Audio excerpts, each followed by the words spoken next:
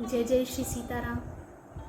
सीताराम चरण रति मोरे, अनुदीन बढ़ऊ अनुग्रह तोरे।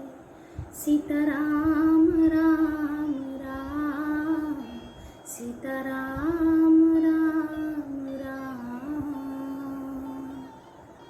जय समस्त देवी देवताओं की, जय गोस्वामी तुलसीदास की, जय श्री रामचरितमानस की, जय हनुमान जी महाराज की, जय राम दरबार की, जय विष्णु भगवान की। ओम नमो नारायणाय। जय जय श्री सीताराम। श्री रामचरितमानस की सुंदर चौपाइयों की श्रृंखला धीरे धीरे आगे की ओर प्रवाहित हो रही है। हम सभी इसका श्रवण लाभ ले रहे हैं। हमारी भक्ति धीरे धीरे परम भक्ति की तरफ अग्रसित हो रही है। ये बड़े ही हर्ष का विषय है। हम जितना अधिक मानस को पढ़ते हैं, सुनते हैं, इसके निकट जाते हैं, इसके समीप जाते हैं, इसे अनुभव करते हैं, उतना ही हमारी भक्ति और अधिक प्रज्वलित होती है। भगवान में अनुराग बढ़ाने का एकमात्र साधन आप इन धार्मिक ग्रंथों से जुड़िए, सुनिए, श्रवण लाभ लीजिए, पढ़िए। समय न मिले तो मेरे चैनल के माध्यम से संपूर्ण चौपाइयों को अर्थ सहित सुन सकते हैं। श्री रामचरितमानस की संपूर्ण चौपाइयाँ उपलब्ध हैं। 10 मिनट का समय अवश्य निकालें और श्रवण के माध्यम से अपने मन को, हृदय को पवित्र करें, भगवान में अनुराग बढ़ाएं, भगवान के श्री चरणों में स्थान पाएं। पिछले वीडियो में मैंने बताया था कि राजा व्यथित हैं, राजा दशरथ बहुत ही व्यथित हैं कैकेयी के वर मांगने से। वो किसी भी प्रकार से नहीं चाहते कि श्री रामचंद्र जी वन को गमन करें, वे राजमहल में ही रहे। ऐसी विनती, ऐसी लालसा लिए वे बार बार शिव जी से विनती करते हैं, विष्णु जी से विनती करते हैं, अपने आप को असहाय समझकर अपनी पीड़ा को सबके समक्ष रखते हैं। अब इसके आगे अजसु हो जगसु जसु न साऊ, नरक परो बरिसुर पुर जाऊ। सब दुख दुसह सहाबहु मोहि, लोचन ऊट राम जनि होई। जगत में चाहे अपयश हो और सुयश नष्ट हो जाए, चाहे नया पाप होने से मैं नरक में गिरूं अथवा स्वर्ग चला जाए, पूर्व पुण्यों के फलस्वरूप मिलने वाला स्वर्ग चाहे मुझे न मिले, और भी सब प्रकार के दुसह दुख आप मुझसे सहन करा लें, पर श्री रामचंद्र जी मेरी आंखों की ओट न हो। राजा मन ही मन इस प्रकार विचार कर रहे हैं, बोलते नहीं। उनका मन पीपल के पत्ते की तरह डोल रहा है। श्री रघुनाथ जी ने पिता को प्रेम के वश जानकर और यह अनुमान करके कि माता फिर कुछ कहेंगी तो पिताजी को दुख होगा, देश काल और अवसर के अनुकूल विचार कर विनीत वचन कहे, हे तात, देश काल अवसर अनुसारी, बोले वचन विनीत विचारी। तात कहूँ कछु करऊ ढिठाई, अनुचित क्षमव जानी लरिकाई। हे तात, मैं कुछ कहता हूँ, यह ढिठाई करता हूँ, इस अनुचित को मेरी बाल्यावस्था समझकर क्षमा कीजिएगा। इस अत्यंत तुच्छ बात के लिए आपने इतना दुख पाया। अति लघु बात लगी दुख पावा, काहु न मोहि कही प्रथम जनावा। मुझे किसी ने पहले कहकर यह बात नहीं जनाई। स्वामी आपको इस दशा में देखकर मैंने माता से पूछा, देख गोसाई पूछी हूँ माता, सुनि प्रसंग भय शीतल गाता।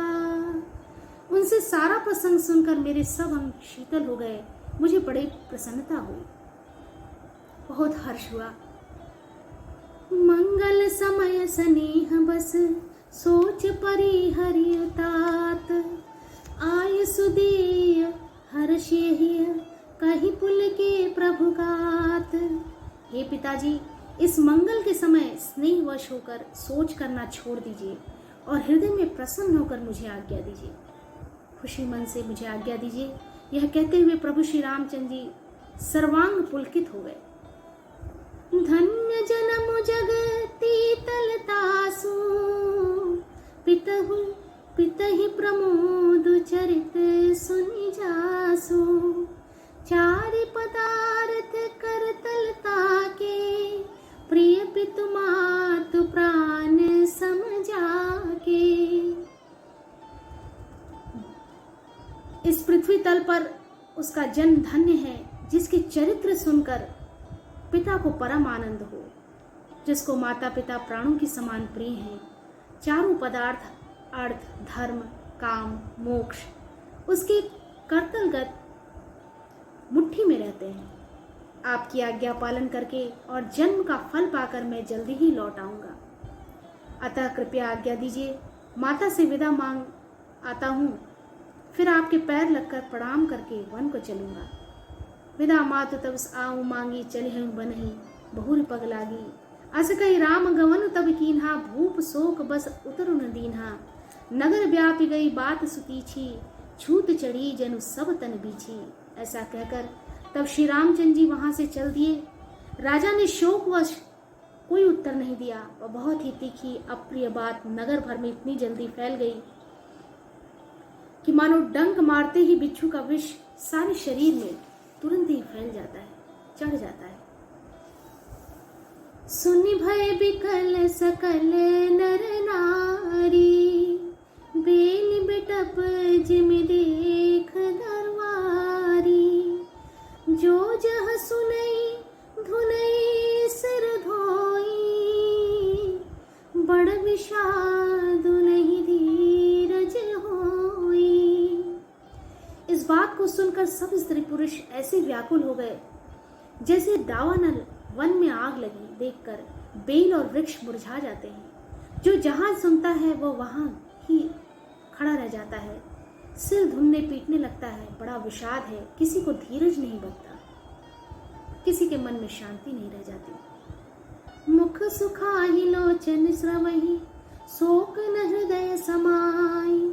मनहु करन रस कट कटई, उतरी अवध बजाई। सबके मुख सूख जाते हैं, आंखों से आंसू कहते हैं, शोक हृदय में नहीं समाता। मानो करुणा रस की सेना अवध पर डंका बजाकर उतर आई। सब मेल मिल गए थे, सब संयोग ठीक हो गए थे। इतने में ही विधाता ने बात बिगाड़ दी। मिले ही माझ विधि बात बिगाड़ी, जहाँ तहाँ दे कैकई गारी। जहाँ तहाँ लोग कैकई को गाली दे रहे हैं। यही पापिन ही बूझ कर का परेऊ, छाई भवन पर पावक धरेऊ। इस पापिन को क्या सूझ पड़ा जो इसने छाए घर पर आग रख दी। बड़े ही कठोर वाणियों का प्रयोग करते अयोध्या के सभी नर नारी व्यथित हैं। उनकी व्यथा का आकलन नहीं किया जा सकता, शब्दों के माध्यम से कह पाना संभव नहीं है। जो उस समय की दशा थी, स्थिति थी, यह अपने हाथ में अपनी आंखों को निकालकर आंखों के बिना ही देखना चाहती है। निज कर नयन काढ़ चह दीखा, डार सुधा विष चाहत चीखा। कुटिल कठोर कुबुद्धि अभागी, भई रघुवंश बेनु बन आगी। यह कुटिल कठोर दुर्बुद्धि और अभिमानी कैकेयी रघुवंश रूपी बांस के वन के लिए अग्नि हो गई। पालव बैठी पेड़ ही काटा, सुख महु शोक ठाटू धरि ठाटा, सदा राम यही प्राण समाना, कारण कवन कुटिल पन ठाना। पत्ते पर बैठकर इसने बड़े पेड़ को काट डाला, सुख में शोक का ठाट टट कर रख दिया। श्री रामचंद्र जी से सदा प्राणों के समान प्रिय थे, फिर भी न जाने किस कारण इसने यह कुटिलता ठानी। कवि सत्य ही कहते हैं कि स्त्री का स्वभाव सब प्रकार से पकड़ में न आने योग्य, अथाह और भेद भरा होता है, जिसका कोई और छोर न हो।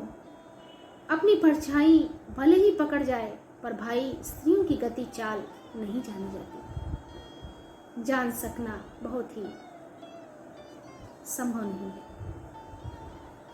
काहन पावक जारि सक, कान समुद्र समाई, कान करे अबला प्रबल, केहि जग कालु न खाई।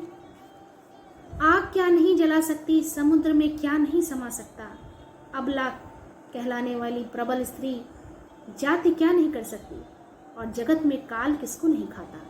विधाता ने क्या सुनाकर क्या सुना दिया, और क्या दिखाकर अब वह क्या दिखाना चाहता है। ऐसा कहते हैं कि राजा ने अच्छा नहीं किया, दुर्बुद्धि कैकेयी को विचार कर वर नहीं दिया। जो हटि भयउ सकल दुख भाजनु, अबला बिबस ज्ञान गुण गाजनु।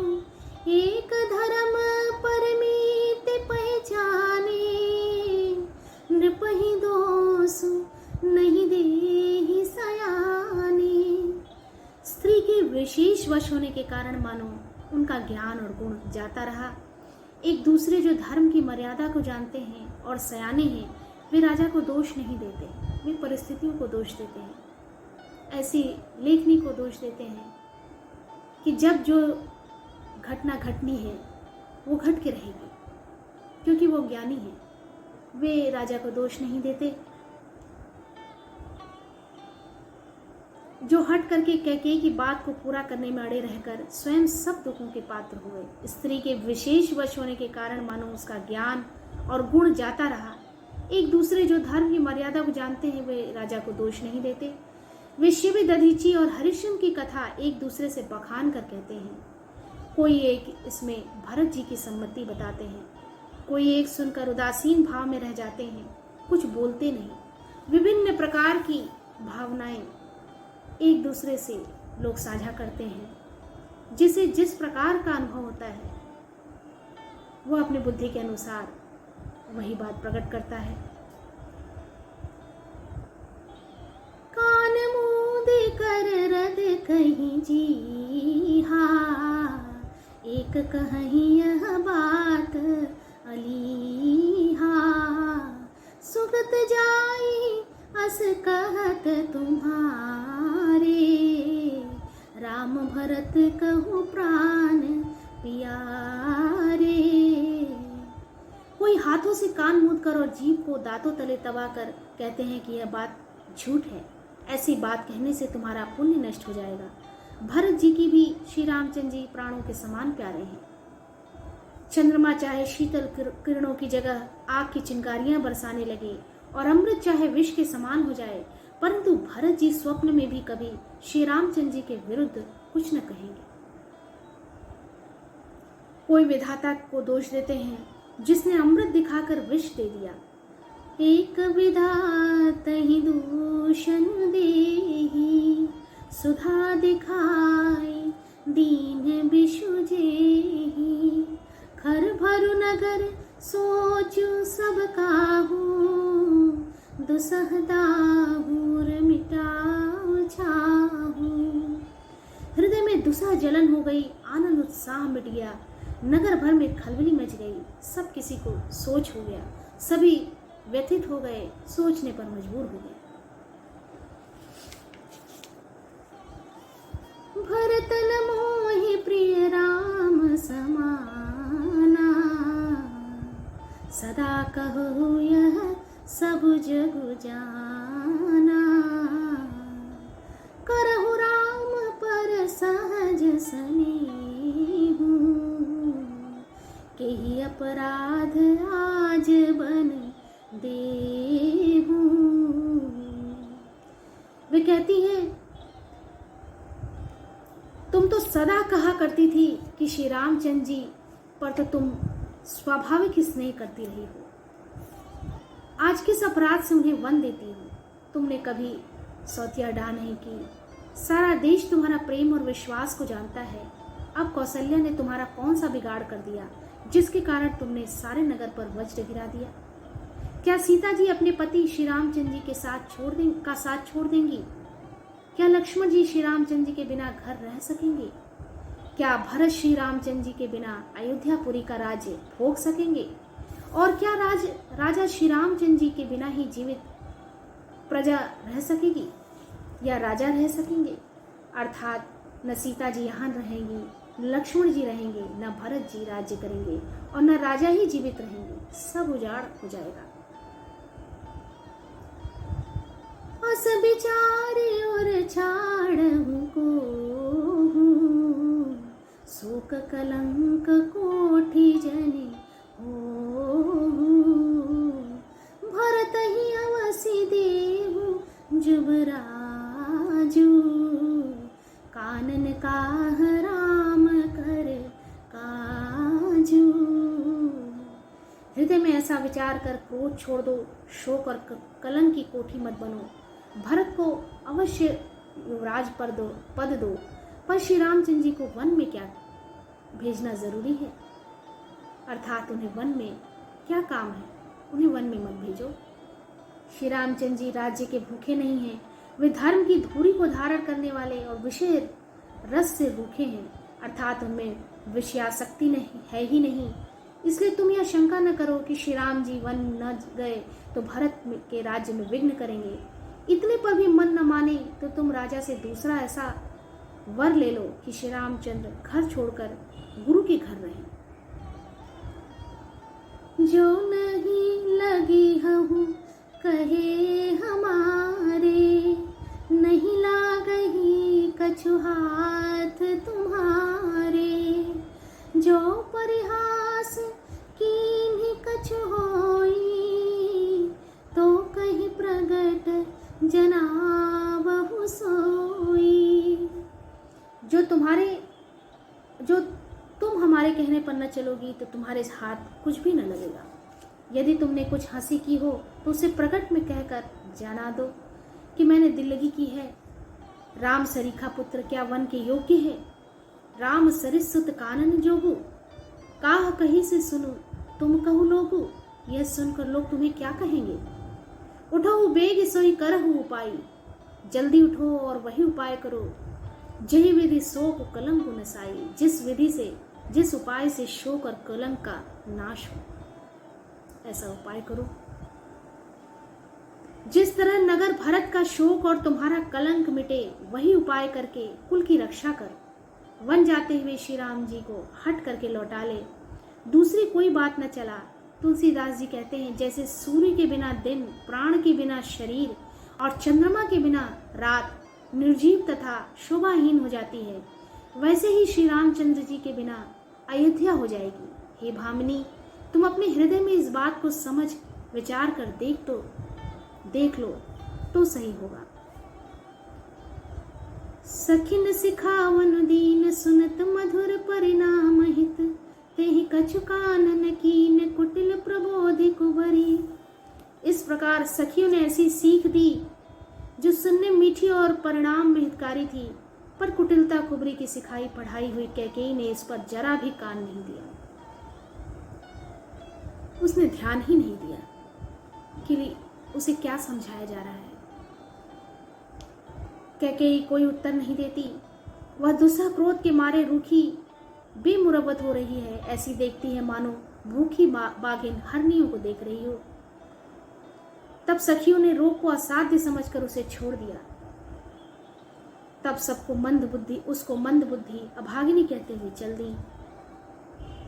राजू करत यह देय बिगोई, कीन्ह सियस जस करई न कोई। यही विधि बिल पही पुर नर नारी, देहि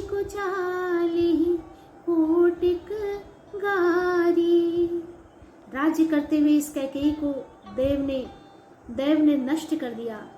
इसने जैसा कुछ किया वैसा कोई भी न करेगा। नगर के सब स्त्री पुरुष इस प्रकार विलाप कर रहे हैं और उस कुचाली कैकेयी को करोड़ों गालियां दे रहे हैं। जब मन व्यथित होता है तो विपरीत परिस्थितियों के कारण मनुष्य अपने व्यवहार पर नियंत्रण नहीं रख पाता और उसे क्रोध के माध्यम से प्रकट करता है। उसके व्यवहार और आचरण को उस समय किसी प्रकार से नियंत्रण नहीं किया जा सकता। क्रोध के आवेश में वह कुछ भी बोलता है, कुछ भी कहता है। इस वीडियो में इतना ही। आगे की वीडियो में श्री रामचरितमानस की चौपाइयों की श्रृंखला आगे बढ़ती रहेगी। हम सभी इसका श्रवण लाभ लेते रहेंगे। हम सब पर भगवान की कृपा सदैव बनी रहे। जय जय श्री सीताराम, जय जय श्री सीताराम। ओम नमो नारायण, ओम नमो नारायण।